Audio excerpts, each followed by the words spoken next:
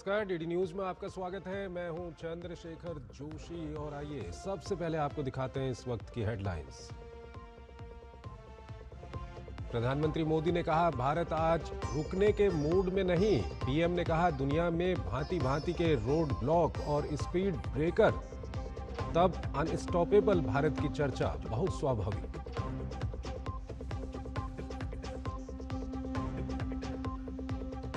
प्रधानमंत्री का कांग्रेस पर करारा प्रहार, कहा, माथे पर संविधान की किताब लेकर चलने वाले माओवादियों के रक्षक। पीएम ने दी गारंटी, कहा, भारत जल्द ही माओवादी आतंक से होगा मुक्त। जगदलपुर में 210 नक्सलियों ने किया आत्मसमर्पण।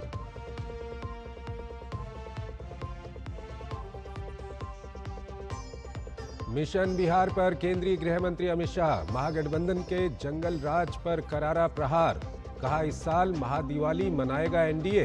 पटना में प्रबुद्ध सम्मेलन में भी लिया हिस्सा। मुख्यमंत्री नीतीश कुमार के साथ चुनावी मसलों पर चर्चा।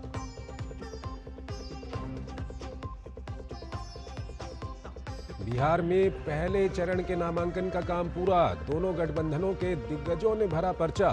पहले चरण का नामांकन पूरा होने के बाद भी महागठबंधन में सीटों की औपचारिक घोषणा नहीं। कई सीटों पर आपस में ही लड़ रहे महागठबंधन के उम्मीदवार।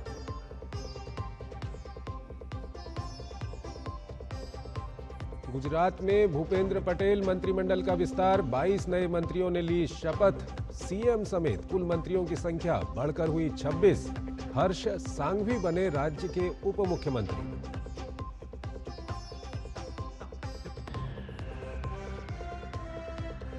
नासिक में पहली बार स्वदेशी तेजस लड़ाकू विमान ने भरी उड़ान। रक्षा मंत्री राजनाथ सिंह ने एचएएल के उत्पादन केंद्र में हरी झंडी दिखाकर उड़ान को किया रवाना। कहा, रक्षा क्षेत्र में भारत की आत्मनिर्भरता का प्रतीक। और आइए अब खबरों को विस्तार से देखते हैं। प्रधानमंत्री नरेंद्र मोदी ने एनडीटीवी वर्ल्ड समिट को संबोधित किया।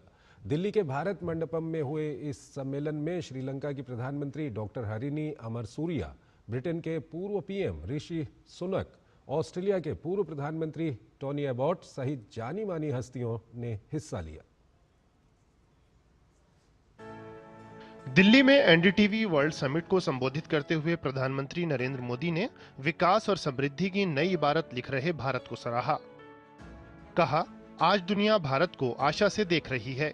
2014 से पहले के हालात का जिक्र करते हुए पीएम ने बीते 11 वर्ष में देश की प्रगति और जनकल्याण की दिशा में किए गए ऐतिहासिक प्रयासों को गिनाया। सीमा सुरक्षा और आंतरिक सुरक्षा दोनों मोर्चों पर नए भारत की मजबूती का उल्लेख करते हुए पीएम ने कांग्रेस के अर्बन नक्सल इकोसिस्टम पर माओवादी आतंक की चुनौती पर पर्दा डालने का आरोप लगाया। रेड कॉरिडोर में संविधान का कोई नाम लेने वाला नहीं था,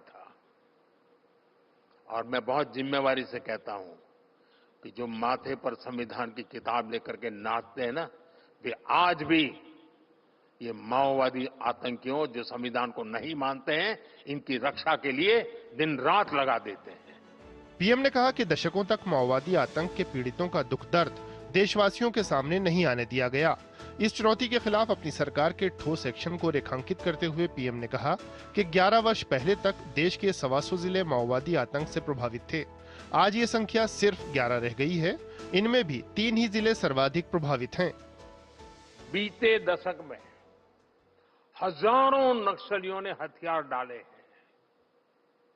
मैं आपको पिछले 75 घंटों का आंकड़ा देता हूं, ओनली 75 आवर्स। मैं जानता हूं ये मीडिया का मेन न्यूज नहीं है, लेकिन मेरे जीवन का एक बहुत बड़ा संतोष का विषय है। इन 75 घंटों में 303 नक्सलियों ने सरेंडर किया है। एक जमाने में जिनका 303 चलता था ना, आज वो 303 सरेंडर हुए हैं। पहले की कांग्रेस सरकारों पर नीतियों के सरकारीकरण का आरोप लगाते हुए पीएम ने कहा कि उनकी सरकार ने लोकतांत्रिकरण की राह अपनाई है। पीएम ने ई संजीवनी से 42 करोड़ लोगों के डॉक्टरी सलाह लेने, आयुष्मान भारत से गरीब मरीजों के 1.25 लाख करोड़ रुपए और जनौषधि योजना से गरीबों को दवाई में 40,000 करोड़ रुपए बचने का जिक्र किया। पीएम ने कांग्रेस नेतृत्व पर भी कटाक्ष किया। लाल किले से इस परिवार के सारे भाषण सुन लीजिए। लाल किले पर जो गए हैं झंडा फहराने इस परिवार के, कोई भी नेता पहले से लेकर के आखिरी तक नहीं था जिसने गरीबी का भाषण न दिया हो। आप YouTube पर जाकर के पहले से अब तक के सारे भाषण सुन सकते हैं। लेकिन गरीबी कम नहीं हुई, जबकि लोकतांत्रिकरण की हमारी सोच ने पिछले 11 साल में 25 करोड़ गरीबों को गरीबी से बाहर निकाला है। पीएम ने कहा कि इनकम टैक्स में कमी और जीएसटी बचत उत्सव से ही एक साल में देशवासियों की लगभग 2.5 लाख करोड़ की बचत होना तय है। समिट में श्रीलंका की प्रधानमंत्री डॉक्टर हरिनी अमरसूरिया, ब्रिटेन के पूर्व पीएम ऋषि सुनक, ऑस्ट्रेलिया के पूर्व प्रधानमंत्री टोनी अबॉट सहित जानी मानी हस्तियां शामिल हुईं। Bureau report, DD news. देश को नक्सल मुक्त करने के लिए अभियान तेजी से चल रहा है। छत्तीसगढ़ में 210 नक्सली हथियार डालकर मुख्यधारा में शामिल हो गए। राज्य के सीएम ने हथियार डालने वाले नक्सलवादियों को संविधान की किताब सौंपी तो सरेंडर पॉलिसी के अनुसार मुख्यधारा में शामिल होने के लिए तमाम योजनाओं का लाभ देने की बात कही। गृह मंत्री अमित शाह ने भी बहुत बड़ी संख्या में नक्सलियों द्वारा आत्मसमर्पण करने पर खुशी जाहिर की है। देश 31 मार्च 2026 तक नक्सल मुक्त होने की दिशा में तेजी से आगे बढ़ रहा है। नक्सली लगातार आत्मसमर्पण कर रहे हैं। शुक्रवार को जगदलपुर में 210 नक्सलियों ने पुलिस के सामने अपने हथियार डाल दिए। इनमें गुरुवार को बस्तर में सरेंडर करने वाले 140 और कांकेर में आत्मसमर्पण कर चुके करीब 60 नक्सली शामिल हैं। पुलिस लाइन में मंच पर मौजूद सभी नक्सलियों को भारतीय संविधान की किताब और एक गुलाब भेंट किया गया। जगदलपुर में मुख्यमंत्री विष्णुदेव साय की मौजूदगी में इन नक्सलियों ने एक साथ आत्मसमर्पण किया। इस मौके पर मुख्यमंत्री विष्णुदेव साय ने कहा कि ये दिन केवल छत्तीसगढ़ के लिए नहीं बल्कि पूरे देश के लिए ऐतिहासिक दिन है। जो भटके हुए हमारे अपने बीच के लोग थे, अपने भाई थे, अपनी बहन थी, जो भटक गए थे और विकास की मुख्यधारा से जुड़ नहीं पाए थे, ऐसे 210 टॉप से लेकर नीचे तक अपना हथियार हमारे समाज के प्रमुख मांझी, चालकी, मेंबर इनके समक्ष अर्पित करके आज विकास की मुख्यधारा से जुड़ने का उन लोगों ने निर्णय लिया है। तो उनको सबको बहुत बहुत धन्यवाद देते हैं। आत्मसमर्पण करने वालों में एक सेंट्रल कमेटी सदस्य, 4 डीकेएस जेडसी सदस्य, 21 डिविजनल कमेटी सदस्य और अन्य वरिष्ठ माओवादी नेता शामिल हैं, जिन्होंने हिंसा का मार्ग छोड़कर सामाजिक मुख्यधारा में वापसी की है। इन नक्सलियों ने AK-47 और इंसास जैसे 153 अत्याधुनिक हथियार भी सुरक्षा बलों को सौंपे। सरकार की व्यापक नक्सल उन्मूलन नीति तथा पुलिस, सुरक्षा बलों, स्थानीय प्रशासन और अन्य हितधारकों के प्रयासों से लगातार आत्मसमर्पण हो रहे हैं। कार्यक्रम के दौरान पुलिस विभाग द्वारा आत्मसमर्पित कैडर्स को पुनर्वास सहायता राशि, आवास और आजीविका से जुड़ी योजनाओं की जानकारी भी दी गई। अधिकारियों ने बताया कि राज्य सरकार और पुलिस प्रशासन इन युवाओं को स्वरोजगार, कौशल विकास और शिक्षा के अवसर प्रदान कर रहे हैं, जिससे वो सम्मान पूर्वक जीवन जी सकें। इससे पहले गुरुवार को केंद्रीय गृह मंत्री अमित शाह ने सोशल मीडिया प्लेटफॉर्म एक्स पर भारत के संविधान में विश्वास रखते हुए हिंसा का त्याग करके आत्मसमर्पण करने वाले नक्सलियों की सराहना की थी। केंद्रीय गृह मंत्री ने नक्सलियों से नक्सलवाद के रास्ते को छोड़कर हथियार डालने और मुख्यधारा में शामिल होने की अपील की है। इसके साथ ही उन्होंने कहा कि हमारी नीति स्पष्ट है, जो लोग आत्मसमर्पण करना चाहते हैं उनका स्वागत है और जो लोग बंदूक चलाना जारी रखेंगे उन्हें हमारे सुरक्षा बलों के प्रकोप का सामना करना पड़ेगा। केंद्रीय गृह मंत्री अमित शाह ने कहा, छत्तीसगढ़ के अबूझमाड़ और उत्तर बस्तर, जो कभी नक्सल के गढ़ माने जाते थे, अब वो पूरी तरह नक्सल मुक्त घोषित किए जा चुके हैं। नक्सल विरोधी अभियानों के इतिहास में पहली बार इतनी बड़ी संख्या में माओवादी कैडरों ने सामूहिक रूप से अपने हथियार समर्पित किए हैं। ये निर्णायक और ऐतिहासिक घटनाक्रम क्षेत्र में नक्सल विरोधी अभियानों के इतिहास में माओवादी कैडरों के सबसे बड़े सामूहिक पुनर्समावेशन के रूप में दर्ज होगा। रायपुर से सोमेश पटेल के साथ bureau report, DD news. Bihar में पहले चरण के नामांकन के बाद कई सीटों पर महागठबंधन के सहयोगी दलों के प्रत्याशी आमने सामने आ गए हैं, क्योंकि अभी तक महागठबंधन में सीट बंटवारे का फॉर्मूला तय नहीं हो पाया है। उधर एनडीए की ओर से अमित शाह ने बिहार में प्रचार की कमान संभाली, तो बिहार के राजनीति के तमाम दिग्गजों ने आज अपने अपने पर्चे भरे। अमित शाह ने कांग्रेस और आरजेडी पर जंगल राज का आरोप लगाया तो घुसपैठियों के प्रति विपक्षी दलों द्वारा दिखाई जा रही नरमी पर सवाल खड़े किए। बिहार में चुनावी संग्राम तेज हो गया है। एनडीए ने धुआंधार प्रचार अभियान शुरू भी कर दिया है। गुरुवार को यूपी के सीएम ने बिहार में प्रचार की कमान संभाली थी। शुक्रवार को केंद्रीय गृह मंत्री अमित शाह ने मोर्चा संभाला। अमित शाह ने छपरा में एक चुनावी जनसभा को संबोधित किया। उन्होंने बिहार में एनडीए की बहुमत की सरकार बनने का दावा करते हुए कहा कि पीएम मोदी के नेतृत्व में एनडीए ने बिहार को जंगल राज से बाहर निकाला। अमित शाह ने कहा कि इस साल एनडीए महादिवाली मनाएगा और महागठबंधन का सूपड़ा साफ हो जाएगा। चौथी दीपावली सबसे बड़े रिकॉर्ड के साथ जब 14 नवंबर को यहां पर मतगणना हो जाएगी, ये लालू राहुल एंड कंपनी का सुपड़ा साफ हो जाएगा, तब चौथी दीपावली मनाना।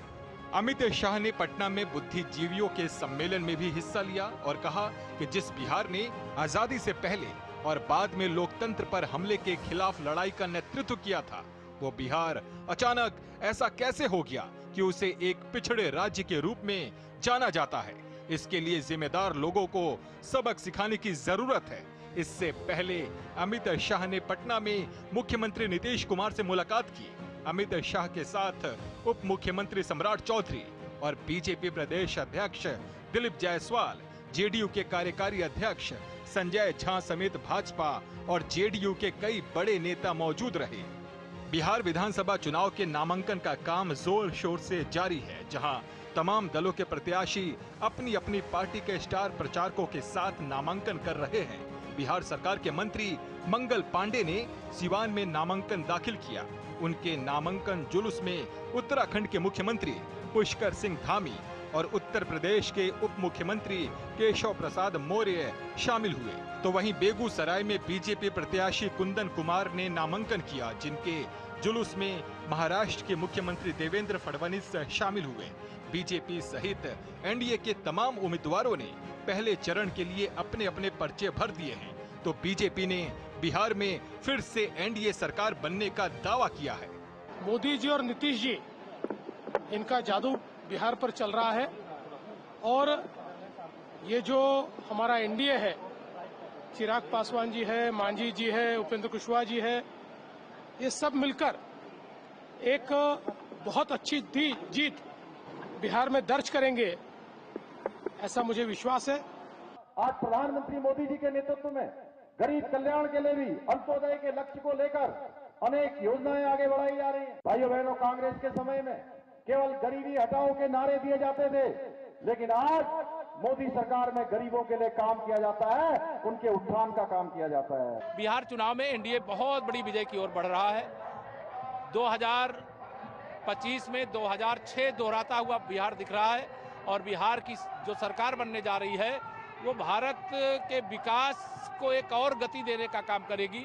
जहां एनडीए में सहयोगी दलों में सीटों का बंटवारा हो चुका है, प्रत्याशी तय हो चुके हैं और पहले दौर का नामांकन का काम खत्म हो गया है, लेकिन उधर विपक्षी महागठबंधन में पहले दौर का नामांकन खत्म होने के बाद भी सहयोगी दलों के बीच सीटों का औपचारिक ऐलान तक नहीं हुआ है। हालांकि महागठबंधन के सहयोगी दलों ने अपने अपने प्रत्याशियों को पार्टी सिंबल देकर नामांकन करवा दिया। कांग्रेस ने गुरुवार देर रात 48 उम्मीदवारों की एक सूची जारी की है, लेकिन आरजेडी ने तो कोई सूची भी जारी नहीं की है। महागठबंधन में अभी भी सीटों का पेंच फंसा हुआ है और कई सीटों पर महागठबंधन के प्रत्याशी आपस में भिड़ते दिख रहे हैं। आपसी गतिरोध के बीच अभी भी महागठबंधन के नेता सब कुछ ठीक होने की बात कह रहे हैं, तो एनडीए नेता विपक्षी एकता पर सवाल खड़े कर रहे हैं। अरे भाई, सब कुछ ठीक हो जाएगा, ऑल इज वेल, सब कुछ स्मूथली चल रहा है, कोई दिक्कत नहीं है। ये मीडिया हाइप ले रही है। जहां तक विपक्ष की बात है, आप सब देख रहे हैं, अंतिम दिन भी आज कौन कितना लड़ेगा, कहां लड़ेगा, आज तय नहीं है, क्योंकि उनका एजेंडा बिहार का कल्याण करना है ही नहीं। 100% ऑल इज वेल है और बिहार की जनता ही चाहती है कि एनडीए का ऑल इज वेल रहे, तो फिर एलिजिबल नहीं रहने का कोई सवाल ही पैदा नहीं होता है। सब ठीक है, सब ठीक रहेगा और जनता के आशीर्वाद से फिर से एक बार बिहार में एनडीए की सरकार बनेगी। बिहार में पहले दौर का नामांकन खत्म होने के बाद भी महागठबंधन में आपसी मतभेद सुलझता नजर नहीं आ रहा है, तो उधर एनडीए ने अपने स्टार प्रचारकों के साथ जनता के बीच समर्थन जुटाने की दस्तक दे दी है। बिहार में 6 और 11 नवंबर को 2 चरणों में वोटिंग होगी, जबकि 14 नवंबर को नतीजे सामने आएंगे। Bureau report, DD news. Gujarat में बीजेपी सरकार के नए मंत्रिमंडल का गठन हो गया है। कल गुजरात के सभी मंत्रियों ने अपने इस्तीफे सीएम भूपेंद्र पटेल को सौंप दिए थे। आज 22 नए मंत्रियों ने पद और गोपनीयता की शपथ ली, तो 3 मंत्री पिछली सरकार के ही कंटिन्यू किए गए। सीएम को मिलाकर पूरे मंत्रिमंडल में 26 लोग शामिल हैं। आज हर्ष सांघवी को गुजरात का उप मुख्यमंत्री बनाया गया, तो रिबावा जडेजा समेत अर्जुन मोढवाडिया को मंत्रिमंडल में जगह दी गई है। गुजरात में भूपेंद्र पटेल सरकार की नई कैबिनेट ने शपथ ली। गांधीनगर के महात्मा मंदिर में आयोजित भव्य समारोह में राज्यपाल आचार्य देवव्रत ने नए मंत्रियों को पद और गोपनीयता की शपथ दिलाई। मुख्यमंत्री भूपेंद्र पटेल की अगुवाई में गठित इस नई कैबिनेट में सिर्फ नामों की घोषणा नहीं हुई, बल्कि भविष्य की दिशा तय हुई। 22 विधायकों ने मंत्री पद की शपथ ली। कोई अनुभव की गहराई लेकर आया, तो कोई युवा ऊर्जा का प्रतीक बनकर। इसी के साथ भूपेंद्र पटेल समेत मंत्री परिषद में शामिल कुल मंत्रियों की संख्या 26 हो गई है। कल जिन मंत्रियों ने इस्तीफे दिए थे, उनमें से 3 मंत्रियों के इस्तीफे राज्यपाल के पास नहीं पहुंचे हैं। हर्ष भाई सांघवी ने सबसे पहले शपथ ली। उन्हें गुजरात सरकार का उप मुख्यमंत्री बनाया गया है। मुख्यमंत्री भूपेंद्र पटेल की अगुवाई में बनी इस नई टीम ने राज्य की राजनीति में नई रफ्तार भर दी है। जीतू भाई वाघानी, नरेश भाई पटेल, डॉक्टर प्रद्युम्न भाई वाजा, रमन भाई सोलंकी और अर्जुन भाई मोढवाडिया ने कैबिनेट मंत्री के रूप में शपथ ली। अनुभवी कंधों पर अब जिम्मेदारी का नया बोझ और नए वादों का वजन है।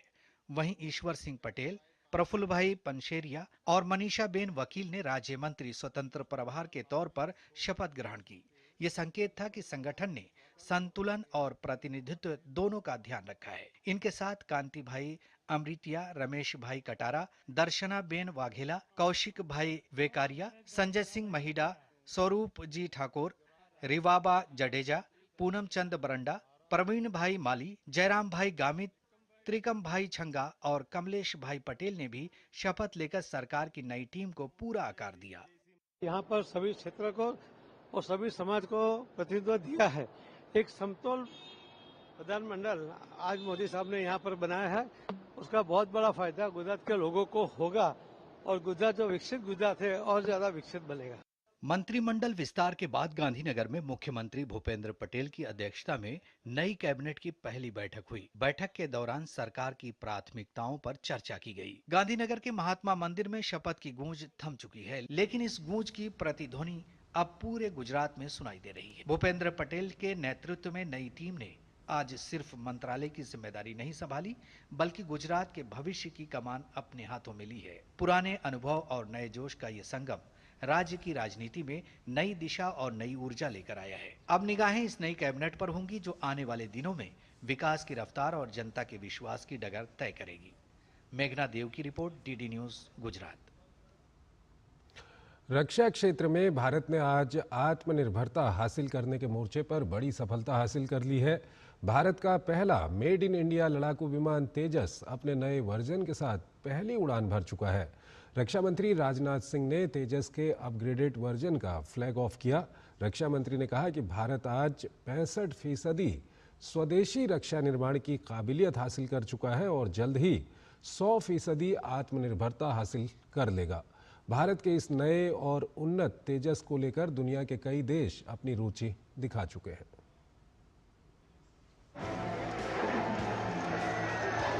आत्मनिर्भर रक्षा की दिशा में आज का दिन भारत के लिए ऐतिहासिक है। भारत का पहला मेड इन इंडिया लड़ाकू विमान अपने नए वर्जन के साथ पहली उड़ान भर चुका है। रक्षा मंत्री राजनाथ सिंह ने भारतीय वायुसेना का लाइट कॉम्बैट एयरक्राफ्ट तेजस का अपग्रेडेड वर्जन फ्लैग ऑफ कर दिया है। इसी के साथ तेजस के नए वर्जन ने भी अपनी पहली उड़ान भरी। रक्षा मंत्री हिंदुस्तान एरोनॉटिक्स के नासिक स्थित नए उत्पादन केंद्र से तेजस LCA Mk1A लड़ाकू विमान का उद्घाटन किया।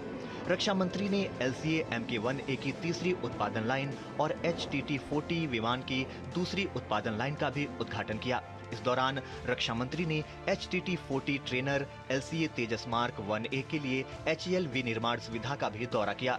रक्षा मंत्री राजनाथ सिंह ने कहा कि हमने घरेलू रक्षा विनिर्माण को 65% तक पहुंचाया है और हम इसे बहुत जल्द 100% तक ले जाएंगे। इसके साथ ही उन्होंने कहा कि आत्मनिर्भर बने बिना हम कभी भी सच्ची शक्ति नहीं बन सकते।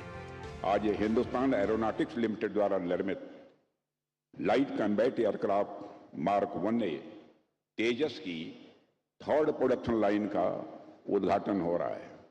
इसके साथ ही HTT-40 एयरक्राफ्ट की सेकंड प्रोडक्शन लाइन का भी उद्घाटन हुआ है। इन दोनों प्रोजेक्ट्स को देश को समर्पित करते हुए मैं कहना चाहूंगा, मुझे बेहद खुशी हुई है। और आज जब मैंने नासिक डिवीजन में तैयार किए गए सुखोई 30 LCA और HTT-40 विमानों की उड़ान देखी तो मेरा सीना गर्व से चौड़ा हो गया। तेजस Mk1A आधुनिक एवियोनिक्स, बेहतर हथियार क्षमता और उन्नत इलेक्ट्रॉनिक वॉरफेयर सिस्टम से लैस होंगे। ये नए भारतीय लड़ाकू विमान MiG-21 का स्थान लेंगे। कहा जा रहा है कि वायुसेना के बेड़े में शामिल होने के बाद भारत के इस आधुनिकतम लड़ाकू विमान को पाकिस्तान बॉर्डर के समीप बीकानेर स्थित नाल एयरबेस पर तैनात किया जा सकता है। तेजस Mk1A हल्के लड़ाकू विमान तेजस का अपग्रेडेड वर्जन है। स्वदेशी तकनीक और उत्पादन पर आधारित है तेजस Mk1A। तेजस Mk1A 2200 किलोमीटर प्रति घंटे से भी तेज रफ्तार से उड़ान भर सकता है। तेजस Mk1A में अधिक हथियार ले जाने की क्षमता है। Advance avionics, modern radar system, उन्नत मारक क्षमता के कारण ये वायुसेना की शक्ति को कई गुना बढ़ाता है। बीच हवा में ईंधन भरने की सुविधा के कारण ये लंबी उड़ान भरने में भी सक्षम है। इसे युद्ध में उन्नत लड़ाकू प्रदर्शन के लिए तैयार किया गया है। It's a really a great achievement on the part of our HAL Nasik division, and we are very proud that this capability we have added so fast that we are now able to have 3 lines of 8 and we can deliver those aircraft at a much faster rate. So this was a decision taken by the board that we should enhance capacity, and I'm very happy today that we are seeing the fruition of that decision. Mk1A के निर्माण में भारतीय कंपनियों ने महत्वपूर्ण योगदान दिया है। इसमें लगे 65% से अधिक उपकरण स्वदेशी हैं। राजनाथ सिंह ने उत्पादन लाइन के उद्घाटन के साथ साथ कर्मचारियों और अधिकारियों से भी मुलाकात की, जहां रक्षा मंत्री को तेजस के साथ उनकी फोटो वाला फ्रेम भी मोमेंटो के तौर पर उन्हें भेंट किया गया। इस उत्पादन से भारतीय वायुसेना की समग्र शक्ति और क्षमता में वृद्धि होगी। Bureau report, DD news.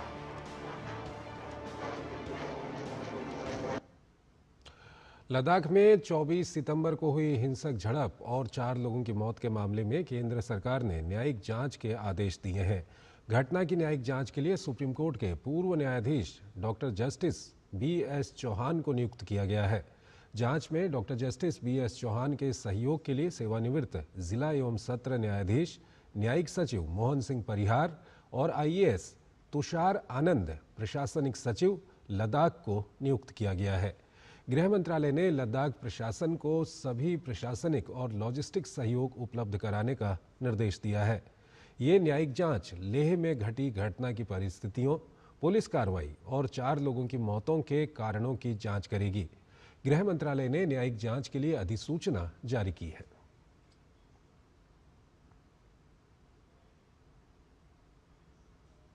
ये जुडिशियल इंक्वायरी जो सुप्रीम कोर्ट के जज करेंगे वो अनाउंस हो चुकी है, उसका ऑर्डर निकल चुका है। मैं ये ऑर्डर आपसे शेयर करूंगा। एक फॉर्मर जज ऑनरेबल सुप्रीम कोर्ट के डॉक्टर जस्टिस BS चौहान, उनकी सदारत में अब ये जुडिशियल इंक्वायरी होगी। इसको असिस्ट जो एडमिनिस्ट्रेटिव जो इसका सपोर्ट या इसको असिस्टेंस है वो हमारे एक IAS ऑफिसर करेंगे, और इसको जुडिशियल असिस्टेंस जो है वो इस कमीशन को जो है एक बहुत ही सीनियर जुडिशियल ऑफिसर करेंगे। तो ये इंक्वायरी जो है, जो सबसे बड़ी एक डिमांड थी लोगों की, वो पूरी हो चुकी है। मैं आपके माध्यम से सारे लद्दाख वासियों को ये बताना चाहता हूँ कि गवर्नमेंट ऑफ इंडिया ने जुडिशियल इंक्वायरी की जो डिमांड थी एक सुप्रीम कोर्ट के जज के द्वारा उसको मंजूरी दे दी है और ऑर्डर इशू हो चुका है। पंजाब नेशनल बैंक में 13,000 करोड़ रुपए के घोटाले के मुख्य आरोपी और भगोड़े हीरा कारोबारी मेहुल चोकसी के बेल्जियम से भारत वापस लाने के प्रयासों में एक बड़ी सफलता मिली है। बेल्जियम के एंटवर्प स्थित अपीलीय न्यायालय ने सुनवाई के बाद शुक्रवार को एक प्रारंभिक फैसला सुनाते हुए मेहुल चोकसी के प्रत्यर्पण के खिलाफ अपील को खारिज कर दिया है। कोर्ट के इस निर्णय को चोकसी के प्रत्यर्पण की दिशा में पहला कदम माना जा रहा है। हालांकि चोकसी के पास अगले 15 दिनों में बेल्जियम के सर्वोच्च न्यायालय में इस आदेश के खिलाफ अपील करने का विकल्प मौजूद है। चोकसी को केंद्रीय जांच ब्यूरो सीबीआई के प्रत्यर्पण अनुरोध पर 11 अप्रैल 2025 को एंटवर्प में अस्थायी रूप से गिरफ्तार किया गया था और तब से वो बेल्जियम की एंटवर्प जेल में बंद है। इस साल अप्रैल से उसकी कई जमानत याचिकाओं का प्रभावी ढंग से प्रतिवाद करने के बाद उन्हें भी खारिज कर दिया गया है। गौरतलब है कि सीबीआई ने 6,400 करोड़ रुपए के बैंक धोखाधड़ी मामले में चोकसी के खिलाफ आरोप पत्र दाखिल किया है। दिल्ली में दिवाली की खरीदारी के लिए बाजारों में काफ़ी रौनक देखने को मिल रही है। पीएम मोदी के स्वदेशी उत्पादों को बढ़ावा दिए जाने के आह्वान पर लोग काफ़ी संख्या में स्वदेशी उत्पादों को खरीदने में रुचि दिखा रहे हैं। इस त्योहारी मौसम में स्वदेशी उत्पादों को लेकर लोगों में उत्साह का माहौल है। देखिए इस मौके पर डीडी न्यूज़ संवाददाता अंकित मिश्रा की ये खास रिपोर्ट। जब बात त्योहार की होती है तो सबकी नज़र एक जगह पर जा टिकती है कि इस बार शॉपिंग अगर आप करने जाते हैं तो क्या कुछ नया खरीद के लाते हैं। और ऐसे में प्रधानमंत्री नरेंद्र मोदी ने साफ तौर पर कहा है कि स्वदेशी के लिए भारत को आगे बढ़ना चाहिए, स्वदेशी प्रोडक्ट को लगातार लोगों तक पहुंचाना चाहिए। और इसी के लिए हम इस समय मौजूद हैं इसी एक खादी इंडिया के शॉप को आप देख पा रहे हैं, जहां वो तमाम जो प्रोडक्ट हैं जो आप अपने निजी जीवन में इस्तेमाल करते हैं वो आपको यहाँ मिल जाएंगे। और तमाम ग्राहक जो हैं अलग अलग जगहों से निकल कर आ रहे हैं, क्या कुछ खरीदते हैं और स्वदेशी को कैसे अपने घरों तक पहुँचाते हैं। आज इसी पर बात करने के लिए कुछ लोग भी हैं। मैम, आपने बहुत हर्बल प्रोडक्ट खरीदा है, मेहंदी खरीदी है, स्वदेशी को लेकर आप लोग कैसे देखते हैं? ये बिना मिलावटी के है और मैं सोचती हूँ कि अपने देश पे जो सामान बन रहा है और जो मोदी जी के नेतृत्व में बन रहा है वो बिना मिलावट के ही होगा, प्योर होगा और हम इसे काफ़ी टाइम से यूज़ कर रहे हैं। सर ने भी बहुत सारी शॉपिंग की, सर एक बार जरा दिखाइए, बहुत कुछ खरीदा हुआ है सर आपने, क्या क्या है सर इसमें? सब कुछ केमिकल फ्री है, बाहर सब कुछ आपको साबुन में हर चीज़ में केमिकल मिलेगा और यहाँ पे ये सब हेल्दी प्रोडक्ट्स कहेंगे हम उनको। हाँ, ये एक अच्छी सोच है बिकॉज हमारे देश का हम क्या कर रहे हैं कि आधुनिकता की दौड़ में बहुत ज़्यादा महंगी चीज़ें ले लेते हैं जो फैंसी हैं, उन चीज़ों की तरफ आकर्षित हो रहे हैं। लेकिन हमारे देश में ही इतनी अच्छी चीज़ें मिल रही हैं और तो हमारे देश के अपने लोगों का भी फ़ायदा होना चाहिए ना। सर, बहुत गर्व होता है और जिस तरीके से इस देश में स्वदेशी के लिए और अपनी चीज़ों के लिए जो बोध होने लगा है आज के दिन में, लगता है कि हाँ सच में हिंदुस्तानी होने का बहुत गर्व है। और इसके लिए सिर्फ एक व्यक्ति से नहीं, ये एक विचारधारा थी जिसको प्रमोट करने का काम हमारी सरकार के लोगों ने किया है और ख़ास करके प्रधानमंत्री जी ने किया है। स्वदेशी जो चीज़ है वो अच्छी तो होती हैं, कोई मिलावट नहीं होती, बिल्कुल प्योर होती हैं। बच्चों को भी ये लगता है कि खाने में जैसे कि प्योरिटी होनी चाहिए। अच्छी बात यह है कि स्वदेशी को प्रमोशन मिलना चाहिए और इसी वजह से लगातार जो लोग हैं उनकी जो भीड़ है वो इस त्योहारी सीजन में आप यहाँ पर देख पा रहे हैं। कैमरा पर्सन राधे कृष्ण के साथ अंकित मिश्रा, दिल्ली, डीडी न्यूज़। राजधानी दिल्ली के जनपथ मार्केट में भी लोगों की भीड़ खरीदारी करते देखने को मिली, जहां ग्राहकों को हाथों से बने हुए भारतीय सामान खूब भा रहे हैं। इस मौके पर हमारे संवाददाता अंकित मिश्रा ने जनपथ मार्केट में दुकानदारों और ग्राहकों से बात की। जब बात त्योहार की होती है तो सबकी नज़र एक जगह पर जा टिकती है कि इस बार शॉपिंग अगर आप करने जाते हैं तो क्या कुछ नया खरीद के लाते हैं। और ऐसे में प्रधानमंत्री नरेंद्र मोदी ने साफ तौर पर कहा है कि स्वदेशी के लिए भारत को आगे बढ़ना चाहिए, स्वदेशी प्रोडक्ट को लगातार लोगों तक पहुंचाना चाहिए। और इसी के लिए हम इस समय मौजूद हैं इसी एक खादी इंडिया के शॉप को। स्वदेशी की होती है तो लोग लगातार कपड़ों पर सबसे पहले उनकी निगाह जाकर बन जाते हैं। और ऐसे ही देखिए हम आप पहुंचे हैं जनपद की इस खूबसूरत मार्केट में, जहां पर आपको ये हैंडमेड बनी हुई जो कपड़े हैं वो आपको नज़र आ जाएंगे। दुपट्टे के फॉर्म में कुछ नज़र आ रहा है, कुछ खरीद भी रहे हैं, मैम उनसे भी ज़रा बातचीत करने की कोशिश करेंगे। नेचुरली जो हैंडलूम में बनता है, जो ताकती लोग बैठ के उसमें ताना बाना करके वो एक चीज़ बनता है, उसका जो धागे का काउंट होता है उतना मुझे नहीं पता, लेकिन उसमें जो मजबूती होता है रेयॉन में उसमें नहीं होता है। हैंडमेड प्रोडक्ट हैं, वो कैसे लुभाते हैं? क्योंकि आप तो कस्टमर्स को देखते हैं, ना केवल इंडियन कस्टमर, अब तो फॉरेनर्स भी आते हैं तो वो भारतीय परिधान लेके जाते हैं। सर यहाँ पे क्या होता है, सब ये हैंडमेड्स होते हैं और हैंडमेड्स की बहुत वैल्यू है। आजकल जो मशीन्स बन गई है, सब जो फैब्रिक बन रहे हैं, उसकी कुछ वैल्यू नहीं है अभी। जो हैंड वर्क है उसकी बहुत वैल्यू है, इसीलिए यहाँ पे स्वदेशी जो है इस चीज़ को पसंद करते हैं। क्या कुछ है इसको बनाने में? कितने दिन का समय जाता है आप लोगों का? ये एक पीस बनाने में कम से कम 2 दिन लगता है, हमें 2 दिन लगता है तब जाके ये बनता है। पहले ये पैटर्न बनता है, फिर उसके बाद ये स्टोन लगते हैं, सब में घुंघरू लगाते हैं, सब अलग अलग स्टाइल करके फिर बनाते हैं हम।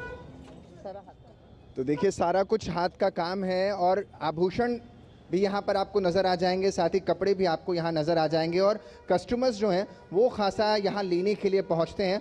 और ख़ासियत भी इसकी यही है क्योंकि जिस तरीके से स्वदेशी को लेकर प्रधानमंत्री नरेंद्र मोदी लगातार कह रहे हैं कि अपनाना चाहिए और यहाँ पर वो नज़र भी आता है। कैमरामैन राधाकृष्ण के साथ अंकित Mishra, Delhi, DD news. Anand Vihar terminal पर त्योहारों के बीच यात्रियों की बढ़ती भीड़ को देखते हुए रेलवे ने व्यापक स्तर पर तैयारियां की हैं।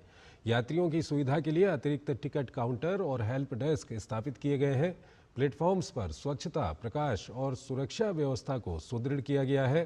भीड़ नियंत्रण के लिए आरपीएफ और जीआरपी कर्मियों की तैनाती भी बढ़ाई गई है। इस संबंध में दूरदर्शन संवाददाता निशांत राय ने आनंद विहार रेलवे स्टेशन का जायजा लिया। आनंद विहार में रेलवे द्वारा की गई सुविधाओं को लेकर यात्रियों ने सराहना की है। उन्होंने कहा है कि इससे यात्रियों को काफी राहत मिल रही है। सीजन में दिल्ली के आनंद विहार रेलवे स्टेशन पर यात्रियों की बढ़ती संख्या को देखते हुए काफी इंतजाम किए गए हैं। इस समय हम मौजूद है आनंद विहार के होल्डिंग एरिया में, जहां पर 2 होल्डिंग एरिया बनाए गए हैं। एक मेरे पीछे आप देख सकते हैं कि ये होल्डिंग एरिया बनाया गया है और साथ ही दूसरा होल्डिंग एरिया इसके ठीक पीछे बनाया गया है, जहां पर बड़ी संख्या में यात्रियों के ठहराने की व्यवस्था की गई है। इसके अलावा आपको स्क्रीन पर दिखाई दे रहा होगा किस तरीके से टिकट पंडाल भी बनाया गया है, ताकि यात्रियों को केवल टिकट काउंटर पर ना जाना पड़े और एक जगह भीड़ एकत्रित ना हो। इसके चलते अलग अलग जगह टिकट पंडाल बनाया गया है। और दरअसल त्योहारों के सीजन में बड़ी संख्या में यात्री आनंद विहार से अगर बात की जाए तो पूर्वी उत्तर प्रदेश, बिहार, बंगाल की तरफ जाते हैं। आनंद विहार रेलवे स्टेशन पर इस बार तैयारियां लगभग पूरी की गई हैं, जहां पर पानी की व्यवस्था की गई है, टिकट काउंटर्स की व्यवस्था की गई है और साथ ही व्यवस्था की गई है कि लोग आसानी से अपने प्लेटफॉर्म तक पहुंचे, उसके पहले यहाँ पर वो वेट कर सके। मोबाइल वगैरह सब कुछ दे रखा है यहाँ पे, बैठने की भी सुविधा अच्छी है यहाँ पे, मतलब काफी सही है। आनंद विहार में मुझे दिल्ली में थोड़ा सा कम है, इस बार आनंद विहार में काफी पिछली बार की तरह से इस बार बहुत अच्छी सुविधा दे रखी है यहाँ पे। सुविधाएं तो इस बार बढ़िया लग रही है, काफी विस्तार भी किए हैं और इस वजह से भीड़ जो है थोड़ी कंट्रोल दिख रही है। पहले से अच्छी है सुविधा, बैठने की सुविधा भी अच्छी है, टिकट काउंटर भी ठीक ठाक है, हमारे सब कुछ ठीक है, व्यवस्था ठीक है। सुरक्षा के तमाम इंतजाम किए गए हैं। आरपीएफ लगातार सक्रिय नजर आ रही है, कहीं भी भीड़ को इकट्ठा नहीं होने दिया जा रहा है और कहा जा सकता है कि इस बार त्योहारों को देखते हुए जो रेलवे ने अपनी तैयारी की है, जमीनी स्तर पर वो तैयारी नजर आ रही है। कैमरा पर्सन महेश शर्मा के साथ निशांत राय, DD न्यूज़, दिल्ली। देश भर में दीपावली की खास तैयारियां शुरू हो चुकी हैं। इसी कड़ी में भारतीय रेल ने भी यात्रियों को एक जगह से दूसरे जगह तक सुरक्षित यात्रा के लिए विशेष प्रबंध किए हैं। जहां त्योहारी मौसम में भारतीय रेल कई नई ट्रेनें चला रही है, वहीं रेलवे स्टेशनों पर नई नई सुविधाएं जोड़ी जा रही हैं। कुछ ऐसा ही दृश्य मुंबई के छत्रपति महाराज टर्मिनस पर देखने को मिला, जहां रेल यात्रियों के लिए रुकने के लिए पंडाल बनाए गए हैं। मुंबई छत्रपति शिवाजी महाराज टर्मिनल मुंबई के सबसे व्यस्ततम स्टेशन में से एक है। इस वक्त जो है आप देख रहे होंगे, ये बेसिकली जो है वो होल्डिंग एरिया है जिसको कि सेंट्रल रेलवे ने बनाया है CST पर, क्योंकि त्योहार सीजन में यहाँ बहुत ज़्यादा जो है भीड़ रहती है। लोग जो है खासकर जो दूर रहने वाले लोग हैं, शहरों से दूर रहते हैं, मुंबई कमाने के लिए आते हैं, वो इस वक्त जो है त्योहार के सीजन में घर जाते हैं और उनकी व्यवस्था के लिए जो है यहाँ पर वेटिंग एरिया, जो होल्डिंग एरिया वो बनाया गया। बहुत बड़ी संख्या में लोग जो है वो यहाँ पर बैठे हुए, हम चाहेंगे उनमें कई लोग हैं, उनसे हम चाहेंगे बात कर। कितने बजे है आपकी ट्रेन, कितने बजे है? 11 बजे। 11 बजे। कौन सी ट्रेन, कहाँ जा रहे हैं? बॉम्बे हावड़ा। बॉम्बे हावड़ा। बॉम्बे हावड़ा। हाँ सर। सीट कंफर्म है? कंफर्म है, जनरल से। जनरल, ठीक है। आप बताइए कहाँ जाने वाले हैं आप? डेहरी अनसन। यहाँ कोई दिक्कत वगैरह हुई? नहीं, कुछ दिक्कत नहीं हुई। पानी वानी का, टॉयलेट का? नहीं, कुछ भी दिक्कत नहीं है। कितने देर से वेट कर रहे हैं आप यहाँ पे ट्रेन का? यहाँ पर 12 बजे से है। 12 बजे से है। हाँ। कितने बजे है ट्रेन? 10 बजे है। 10 बजे रात में। कौन सी? हावड़ा। यहाँ पे करते क्या है मुंबई में आप? मुंबई में काम करने आए थे। छुट्टी मिली काम से? हाँ। छुट्टी त्योहार में। कितने लोग जा रहे हैं आप लोग? हम लोग 2 आदमी जा रहे हैं। कंफर्म है सीट या जनरल में? जनरल में। प्लेटफॉर्म में किसी तरह की कोई दिक्कत? कोई दिक्कत नहीं। इस बार क्या लग रहा है, इस बार तो व्यवस्था बदली है कुछ लग रहा है? हाँ, थोड़ा चेंज हो गया है, पंखा गिंखा लग गया, बैठने को थोड़ा सुरक्षित हो गए हैं, अभी थोड़ा ठीक चल रहा है। ठीक है। तो ऐसे कई सारे परिवार हैं यहाँ पर जो कि घर जाते हैं त्योहारों के समय में, और जिस तरीके से रेलवे ने तैयारी की है, चाहे वो होल्डिंग जो एरिया है वो बनाया गया, या फिर पानी की है, या शौचालय की व्यवस्था है, या फिर जो लोग हैं उनके साथ कोऑर्डिनेशन के लिए रेलवे ने अपने ऑफिशियल्स रखे हैं ताकि किसी तरह का कम्युनिकेशन गैप ना हो। अफवाह या मिस कम्युनिकेशन की स्थिति जो है वो आमतौर पर लीड करती है अगर कोई बड़ी घटनाएं होती है। उस तरह की घटनाओं से बचने के लिए रेलवे ने कई सारे इंतजाम जो वो किए गए हैं, और कुल मिलाकर अपेक्षा की जा रही है कि लोग जो है वो अपने घर सुरक्षित पहुंच सकें और अच्छे से जो है त्योहार अपना मना सकें। अपने सहयोगी कृष्णा के साथ महेश कुमार शीतल, दूरदर्शन समाचार, मुंबई।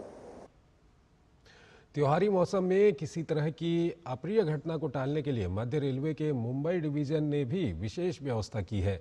जीआरपी और अन्य एजेंसियां भी अतिरिक्त सतर्कता बरत रही हैं ताकि यात्रियों को अपने गंतव्य तक सुरक्षित और मंगलमय यात्रा का अनुभव हो।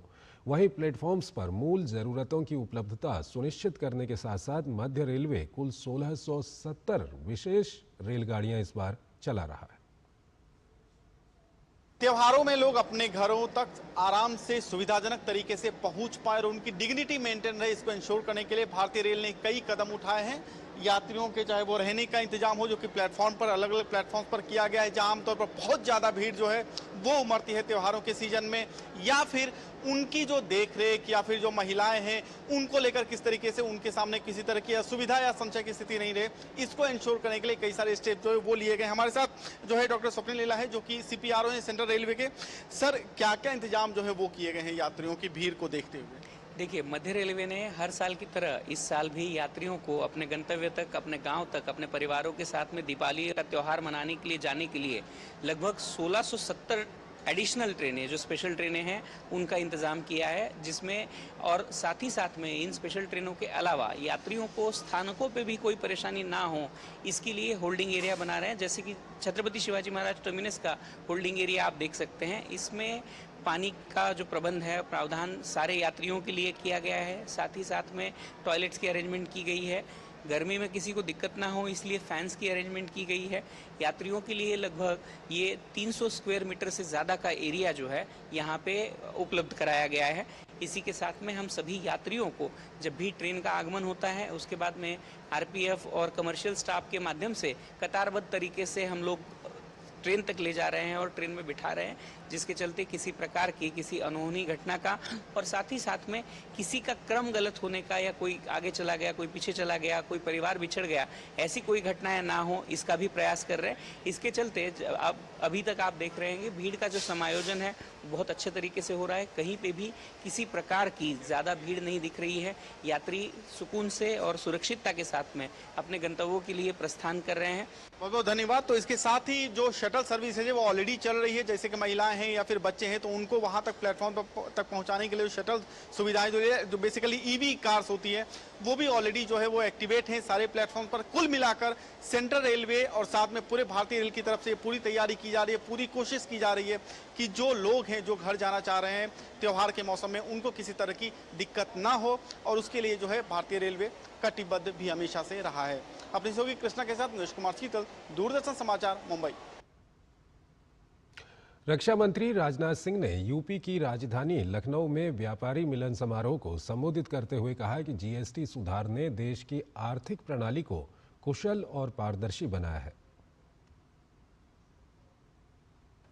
अब जीएसटी का काम भी जो हुआ है यह कोई छोटा मोटा काम नहीं, कोई तो कल्पना भी नहीं कर सकता। आप लोग भी नहीं कल्पना किए होंगे कि इतना बड़ा परिवर्तन जीएसटी को लेकर होगा। अब केवल 2 स्लैब कर दिए, 2 स्लैब। ये बहुत ही प्रभावी और पारदर्शी हमारे आर्थिक क्षेत्र को बनाने वाला है।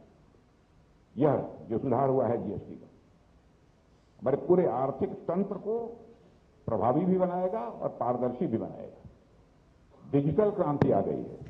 जनधन, आधार, मोबाइल, जैन, धड़ाधड़ यूपीआई के माध्यम से लोग सामान मंगवा रहे हैं और उसी के माध्यम से पैसा दे रहे हैं। उन्होंने कहा कि 2014 में भारत की अर्थव्यवस्था वैश्विक स्तर पर 11वें पायदान पर थी, जो अब 4थे स्थान पर पहुंच गई है। ये केंद्र सरकार के लिए बड़ी उपलब्धि है। आपको जानकर आश्चर्य होगा, धन दौलत के मामले में जिसे इकोनॉमी की साइज कहते हैं, उस मामले में हमारा भारत 2014 में जब हमारी सरकार बनी थी उस समय दुनिया के देशों में 11वें स्थान पर था और इतनी जल्दी जंप लेकर आज दुनिया के देशों में 4थे स्थान पर आ गया। मॉर्गन स्टैनले इंटरनेशनल ये फर्म्स हैं, मानी जानी फर्म्स, इन लोगों ने दावा किया है कि भारत जिस तेजी से आगे बढ़ रहा है, जिस दिशा में आगे बढ़ रहा है, अब इस सच्चाई को नकारा नहीं जा सकता है कि विद इन 2 ईयर, 2 वर्ष के अंदर ही भारत दुनिया के टॉप 3 कंट्रीज में आकर आएगा।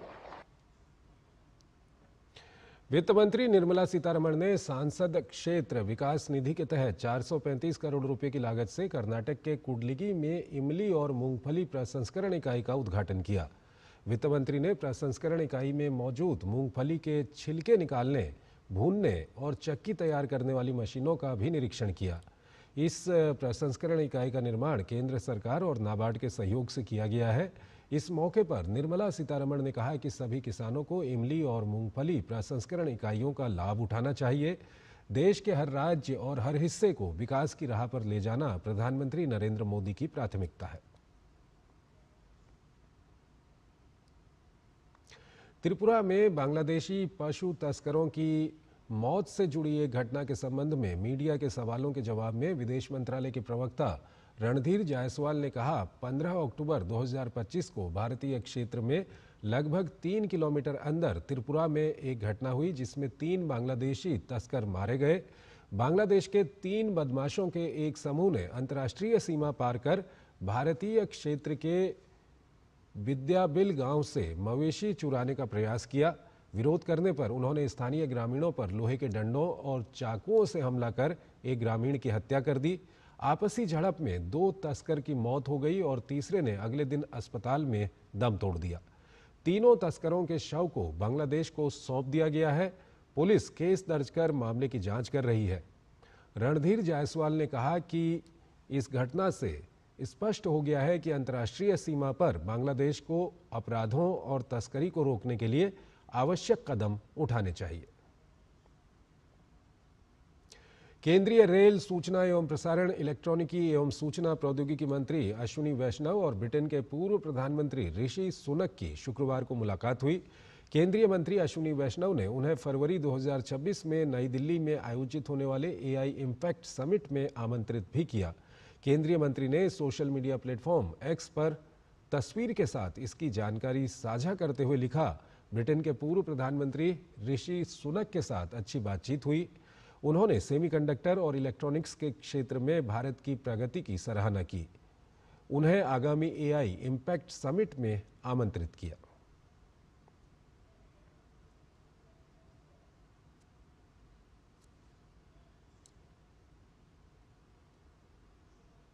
देश में AI आधारित नवाचार, सुशासन और उद्यमिता को बढ़ावा देने की दिशा में महत्वपूर्ण पहल की जा रही है। इसी कड़ी में आज उत्तराखंड की राजधानी देहरादून में उत्तराखंड AI इम्पैक्ट समिट का आयोजन किया गया। इस मौके पर केंद्रीय IT राज्य मंत्री जितिन प्रसाद ने कहा कि प्रधानमंत्री नरेंद्र मोदी का लक्ष्य है कि AI को देश के सभी लोगों तक पहुंचाया जाए। उन्होंने बताया कि सरकार जल्द ही AI फॉर ऑल कार्यक्रम शुरू करने जा रही है ताकि देश के हर कोने तक AI का लाभ पहुंचे। समिट को संबोधित करते हुए राज्य के IT सचिव नितेश कुमार झा ने बताया कि उत्तराखंड जल्द ही अपनी नई AI नीति लाने जा रहा है, जिससे नवाचार और सुशासन को मजबूती मिलेगी। साथ ही यूकॉस्ट निदेशक प्रोफेसर दुर्गेश पंत ने कहा कि एआई तकनीक सूचना क्रांति का बड़ा साधन बन सकती है, बशर्ते उसका उपयोग सकारात्मक दिशा में हो। इंडिया एआई इम्पैक्ट समिट फरवरी में होने वाला है। आदरणीय प्रधानमंत्री नरेंद्र मोदी जी के निर्देश अनुसार, मंशा अनुरूप भारत जो है बड़ी तेज़ी से टेक्नोलॉजी के सेक्टर में आगे बढ़ रहा है और ये एआई फॉर ऑल है। इसमें देश दुनिया के लोग आएंगे और भारत जो एक एआई हब बन रहा है विश्व का, यहाँ का डेटा यहाँ के लोगों के लिए आगे आने वाली टेक्नोलॉजी के ऊपर आज बड़ा अच्छा लगा। उत्तराखंड मुझे आने का अवसर मिला है और उत्तराखंड का बड़ा योगदान है और साथ ही ये टेक्नोलॉजी जो है वो आने वाली जो पीढ़ी है उनके लिए बहुत महत्वपूर्ण है। नागरिक उड्डयन महानिदेशालय ने गुरुवार से परीक्षा वेबसाइट पोर्टल के माध्यम से आवेदन करने वाले फ्लाइट क्रू उम्मीदवारों के लिए कंप्यूटर नंबरों का स्वतः सृजन शुरू किया है। इस पहल का उद्देश्य डिजी लॉकर सुविधा का उपयोग करना, आवेदन प्रक्रिया को सुव्यवस्थित करना, व्यापार को आसान बनाना, मैनुअल दस्तावेज जमा करने और सत्यापन की आवश्यकता को समाप्त करना है। ईजीसीए और अन्य डिजिटल प्लेटफॉर्म्स के माध्यम से डीजीसीए बीसीएएस कार्यालयों में सभी प्रक्रियाओं को पूरी तरह से डिजिटल बनाया जाएगा, जिससे छात्रों, पायलटों और अन्य हितधारकों को त्वरित प्रतिक्रिया मिल सकेगी। साथ ही अनुमोदन प्रक्रिया बिना किसी मानवीय हस्तक्षेप के सुगमता से पूरी हो सकेगी।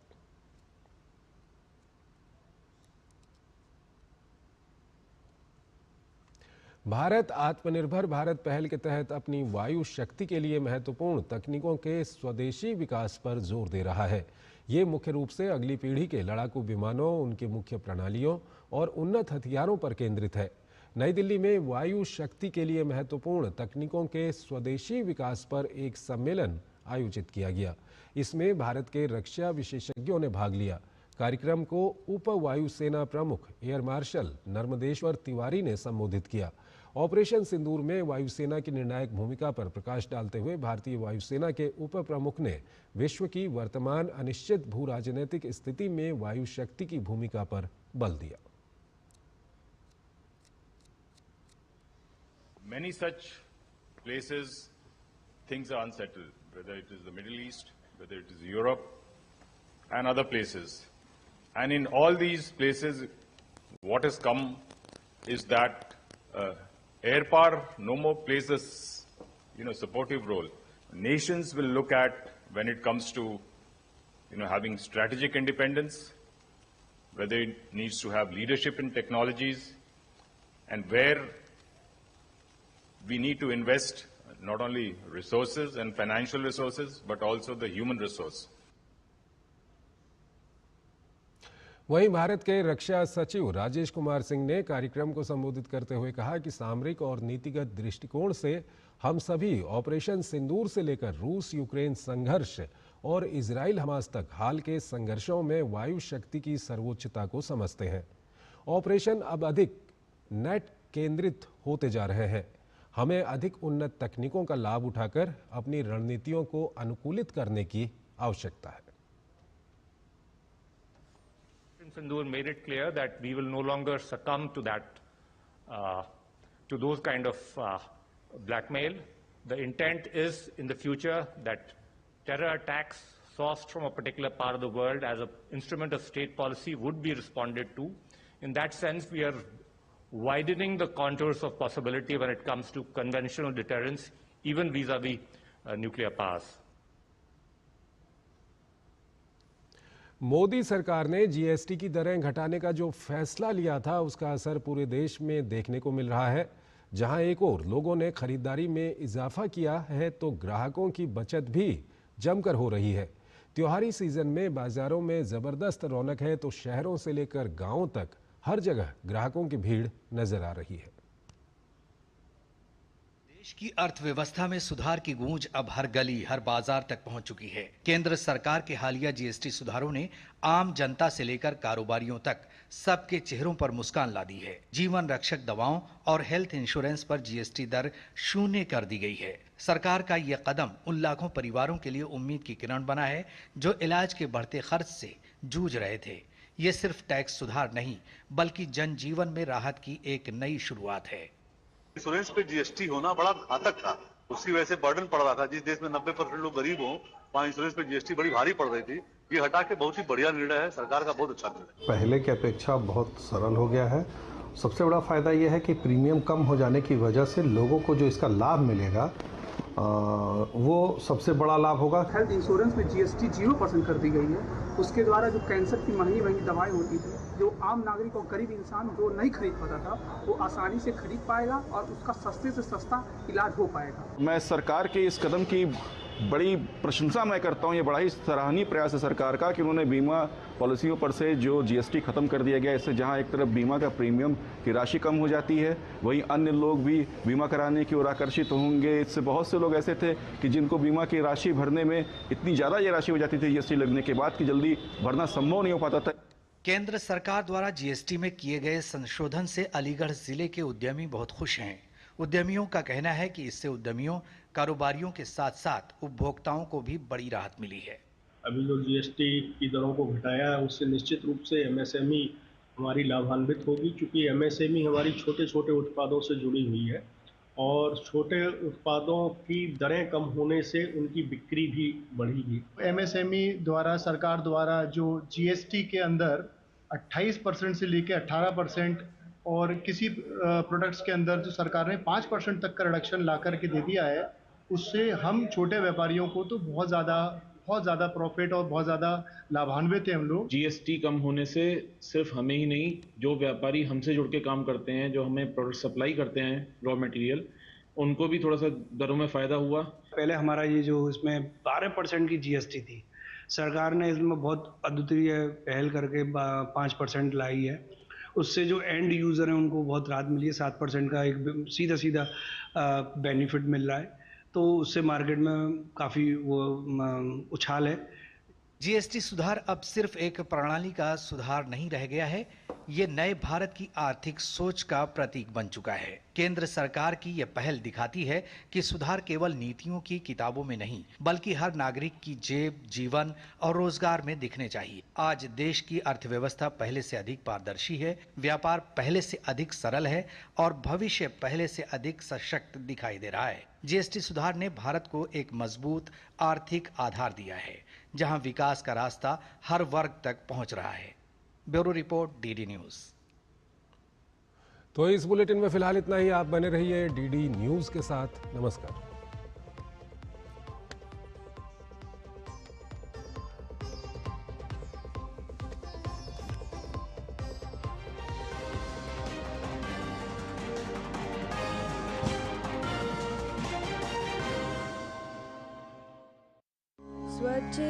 स्वचेष्टिताङ्गेव नरं नयन्ति।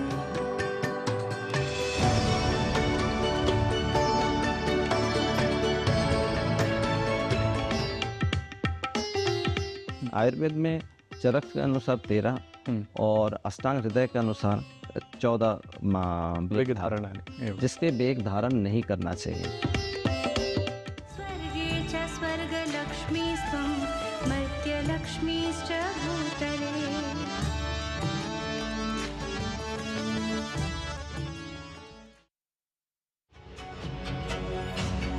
साइबर अलर्ट में इस बार होगी बात क्रिप्टो करेंसी से जुड़े साइबर फ्रॉड्स की। जानकारी ना होने के कारण लोग फंसते हैं इस स्कैम में। 99.99% क्रिप्टो करेंसीज ऐसी हैं जो पैसा डूबने के लिए बनाई है, बट पीपल शुड नो। वो लोग रिसर्च नहीं करते, वो सिर्फ उसकी हाइप पे जा रहे हैं। लेकिन जिस चीज का कोई काउंटेबल पर्सन ही नहीं है और लोग करोड़ों डाल देते हैं। कम से कम 2000 करेंसीज तो ऐसी हैं जो क्राइम में फ्रीक्वेंटली यूज होती है। तो देखिएगा साइबर अलर्ट शनिवार रात 10 बजे सिर्फ डीडी न्यूज पर। दिवाली पर स्वदेशी का जज्बा, वोकल फॉर लोकल से लोगों की दिवाली हो रही है खास। गुजरात के युवा का अविश्वसनीय कारनामा, ढोल मैराथन में बनाया विश्व रिकॉर्ड। मिलवाएंगे आपको असम के पैडमैन और उनकी टीम से। तो बात होगी वंचित बच्चों की शिक्षा की भी। होंगी और भी अच्छी खबरें, देखिए मेरे साथ गुड न्यूज जज्बा इंडिया का। मेन गेट पे भी लगा दे दिया।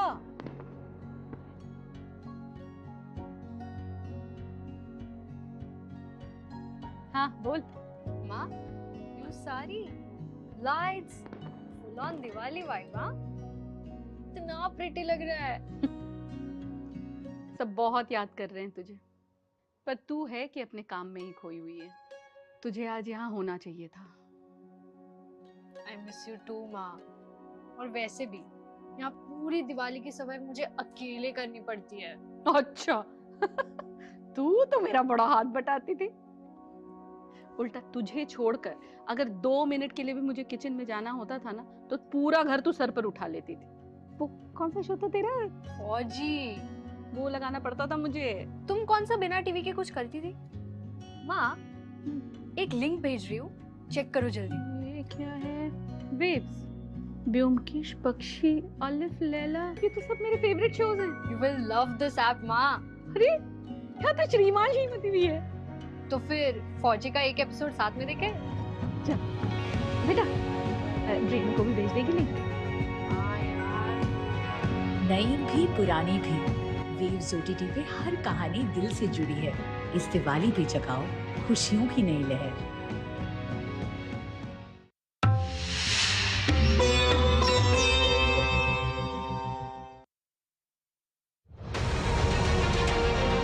हर तीसरा भारतीय फैटी लिवर से पीड़ित है और 35% से ज्यादा बच्चे किसी न किसी लिवर की समस्या से जूझ रहे हैं। नॉर्मल लिवर में 5 पैसा 100 में से 5% फैट हो सकती है, पर अगर डबल हो जाए 10% हो जाए तो वो अच्छा नहीं है। कौन से शुरुआती लक्षण हो सकते हैं